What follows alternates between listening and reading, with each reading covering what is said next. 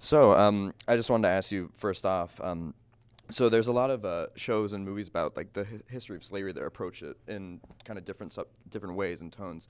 What was so this show actually does it very uniquely. So kind of what was the rationale behind that? How do you settle on the tone? With the approach, biggest thing from season 1 was focusing on the revolution, not the occupation.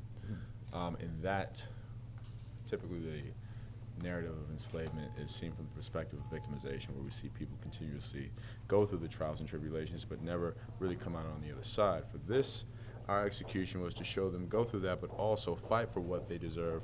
Of course, the sacrifices along the way, but we start to see them earn their rights and their liberties, and we've never seen that battle waged before the way we show it. Right. Well, and then also, so I think there's a really great thing happening on TV right now where there are a ton of shows coming out that are led by black creators and black stars, like Carmichael's show, Insecure, Atlanta, for example. I mean, we're in Atlanta. So what does it feel like to be a part of that that like new cultural kind of upflow? I wouldn't even say it was new. I would say it's coming back around full circle.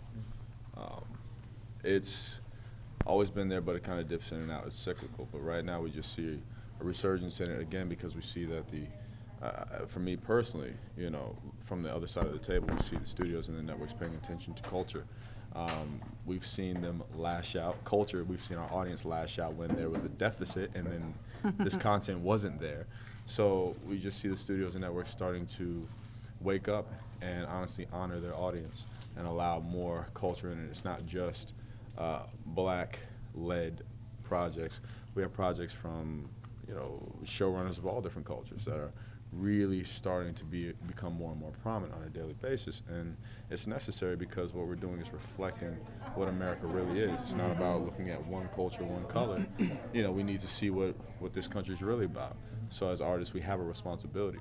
This right now, I feel like is not even it's not luck. It's not chance. This is necessary, and it was going to happen regardless. Well, and also one of my favorite things about the show is the use of its music and sort of the anachronistic kind of soundtrack. So what was the sort of rationale behind that? Because I believe I read a quote saying how it's the rationale behind it was like the more things change, the more they stay the same. Kind of that was the message. Between putting modern music in an old context, sort of makes you think about it differently. So was that the reason, or talk to me about that a little bit? Well, that would be a great question for Misha and Joe, our creators. They were the visionaries behind it. Misha wrote it with music in mind. Black Skinhead was in the script. So I think that was always a part of it from its incarnation. And I think it's just the idea of really trying to make it accessible to everyone and the fact that it's timeless. And just like music is timeless, and it's also a unifier. And I think that was very important to the telling of this piece, of just the fact that it's the first integrated civil rights movement, and that it is, it's about action. She didn't want it to sit in some kind of melancholy. It was about these people fighting back, rebelling, and everyone from the abolitionists to the enslaved saying we're all fighting against being enslaved. Well, no, one last question. Sorry. How do you enjoy shooting in Savannah? Because I know you moved there this season, and we live there. We go to school there, and we love the city as well. So what's it like shooting there? Love Savannah. Yeah. I love Savannah. Awesome. Yeah. I really did. I love the people. I love the restaurants. How many restaurants? I think we went to like all of them. We covered a good amount.